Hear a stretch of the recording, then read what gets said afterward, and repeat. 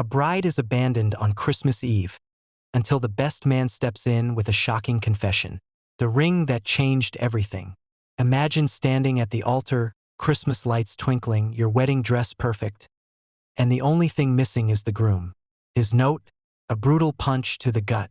But just as the world crashes down, the best man steps forward, not with sympathy, but with an antique ring and a 3-word confession that changes everything. You won't believe what happens next. Chapter 1. The silence of a snowy Christmas Eve.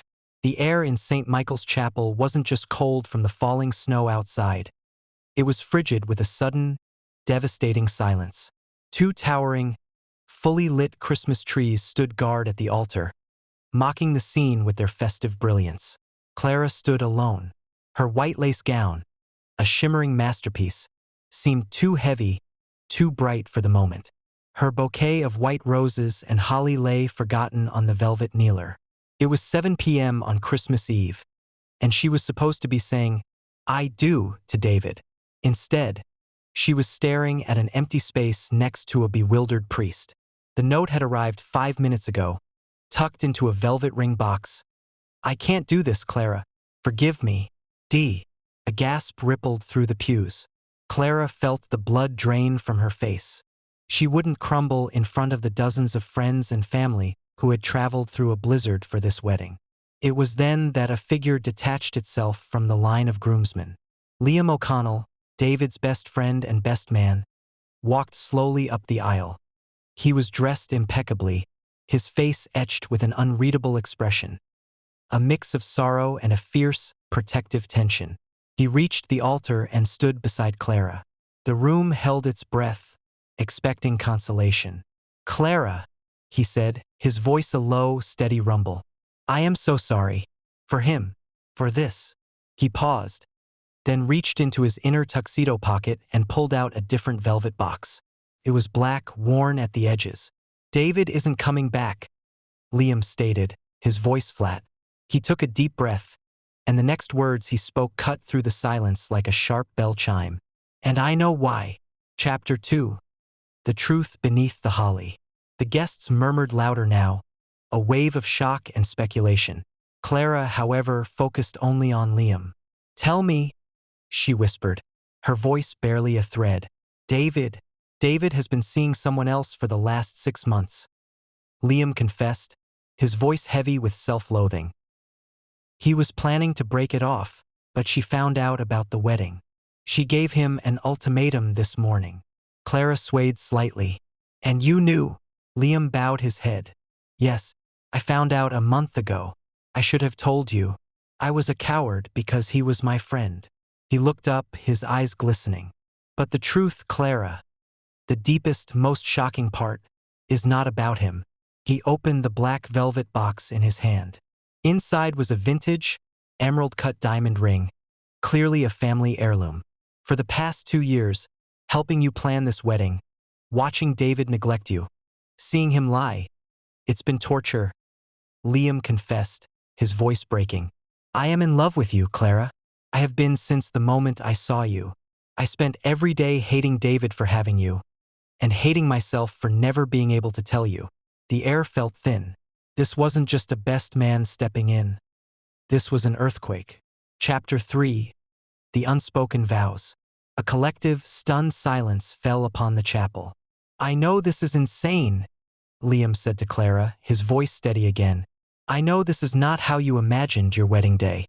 But look at you. You are magnificent. And you deserve a man who is terrified of losing you." He gently took her hands in his. "David is gone. You can walk out of here and spend the rest of your life picking up the pieces and hating Christmas Eve," he proposed.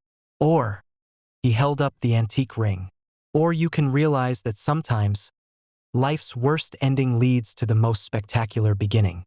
I am here, standing where he abandoned you, and I am offering you everything I have. My heart, my loyalty, and a Christmas Eve where you are never, ever alone." Clara looked at him, seeing the years of suppressed yearning in his eyes, and the raw courage it took to make a confession this bold.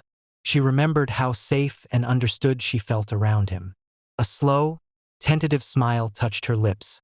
"What if," she whispered.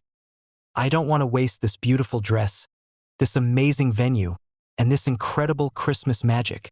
Liam's jaw dropped slightly. I am saying, Clara announced, turning to face the astonished priest and the expectant crowd, her voice gaining strength, that a wedding isn't about the groom.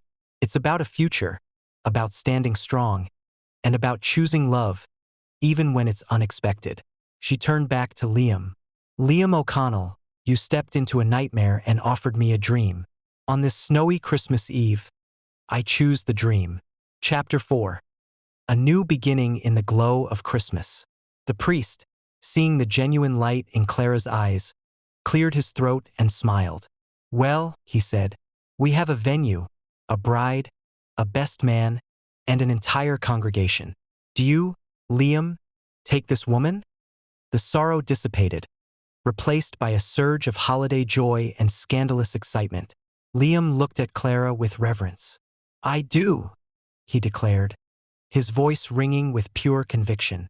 When the kiss came, Liam held her face between his warm hands and kissed her with a sincerity and passion that sealed the deal. The guests erupted in cheers. The Christmas Eve wedding reception turned into the most legendary party the town had ever seen. Later, huddled by a massive stone fireplace, Liam whispered in her ear, You really married the best man, didn't you? Clara leaned her head on his shoulder. I married the man who loved me when I wasn't looking, she corrected. And I got the best Christmas gift ever. They spent the rest of the night talking, laughing, and stealing kisses, already planning their life. A life built on a foundation of shocking honesty and undeniable, unexpected Christmas Eve love. The story of the abandoned bride and the confessing best man became a legend, a reminder that the best love stories are often the ones you never see coming, especially when the magic of the holidays is involved.